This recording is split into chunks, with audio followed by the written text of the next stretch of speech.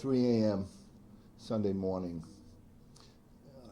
there was 3 men coming out of an after-hours illegal club. They were walking on Elmwood Avenue near Potter's when they were approached by 4 men.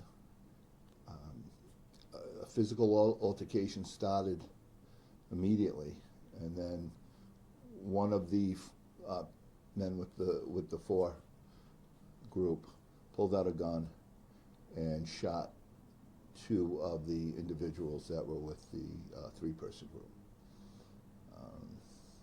One of them was seriously wounded, and we believe that he passed away at the scene, although he was taken around hospital after. The second one was also seriously wounded, and he was run into surgery at Rhode Island Hospital and has survived. So right now we have been all weekend gathering information, searching the area, as I know many of you have seen us up there. And detectives are working hard on this case, and hopefully we'll have an outcome with an arrest shortly. Are there any details you can provide on that club, the nature of the club? So we were unable to gain access to that club after the shooting. We will be back there. It's a club, and they pop up here and there around the city. So after hours, after the nightclubs close, 2, 3 o'clock, these places open. They're not licensed. They're not inspected. They're just thrown together. Sometimes they're in houses, sometimes they're in businesses, and it's where people gather, and they have a bar, just like most of them, like a regular club, and they serve drinks till the early morning hours. Usually, will the patrol people work in the area when they see a lot of cars gathered around the house, then that'll tip them off that this may be going on there. And this one was inside of a home?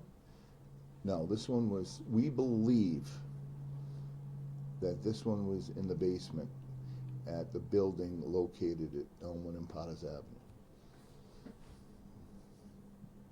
Do you have an exact address for that? I don't, but I will get it to you.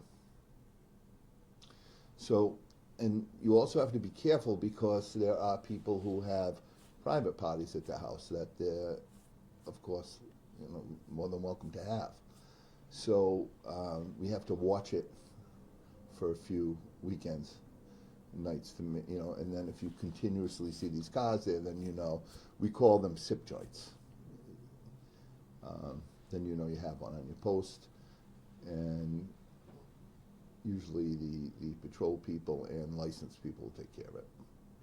Is there? Do you know why the 2 groups immediately became, violent towards each other, or if they knew each other? No.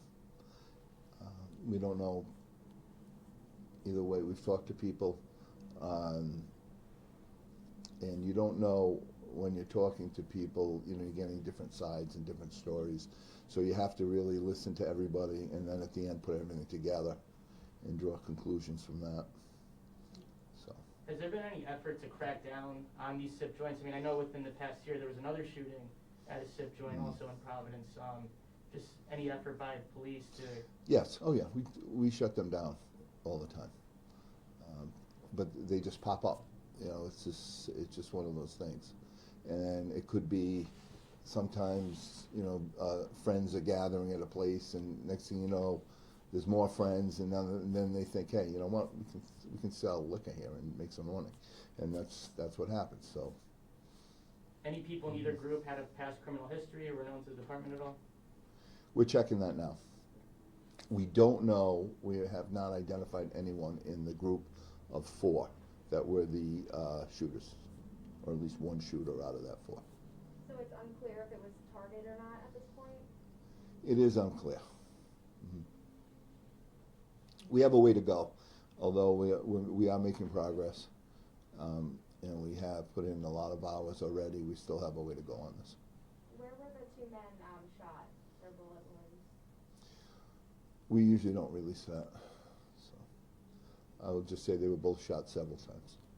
The one who was in the hospital and had surgery, is he still in the hospital? He is. Anything you can say about a threat to the public knowing this may or may not have been targeted? Well, again, it's 3 o'clock in the morning, coming out of a unlicensed club. It's things like that happen when it's early morning hours, when alcohol's involved. If it's not targeted, if it is targeted, then that's the reason there. So anything else?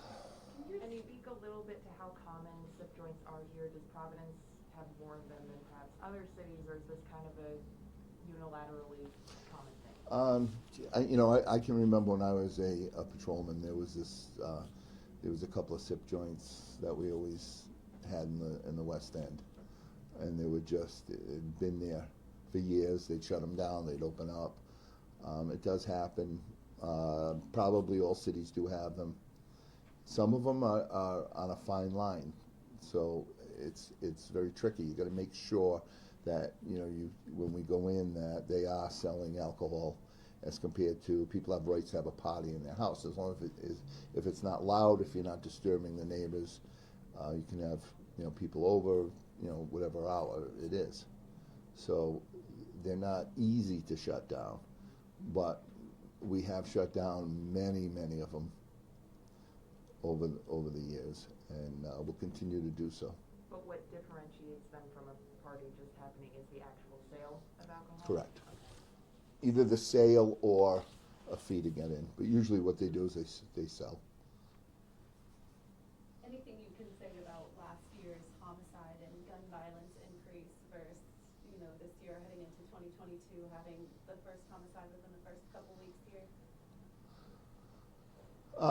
Well, like I said, and I've said it before many times, it's just a lot of guns on the street, and we're taking many of them off. We have a system here.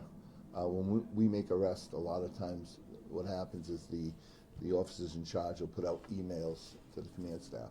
So I know every time a gun's taken off the street at, usually, within an hour after, and my phone is going off all night with gun arrests.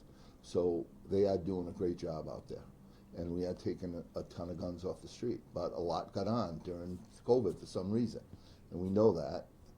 And I would suspect that you will see it calm down during this year, Right.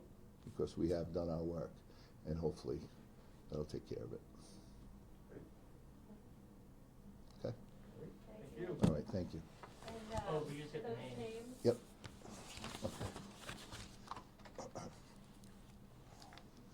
So the deceased is 35 years old. He's from Portland, Maine. His first name is B, as in boy, I-N-I-A-M. Last name is T-S-E-G-A-I.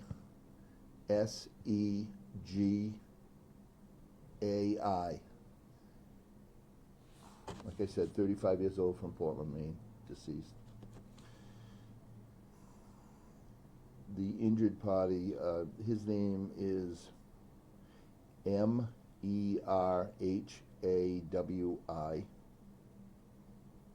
Last name is B-E-R-H-E. He's 28 years old, and he's from Cambridge, Mass. Do we know what brought both of them here? I mean, Portland, Maine, that's a long drive. Yeah. So again, like I mentioned before, you hear certain things, okay, we were here for nightclubs, or we were here for this or that, and then we have to put it together at the end. So are we certain what brought them here? No, not yet, but we're working on it.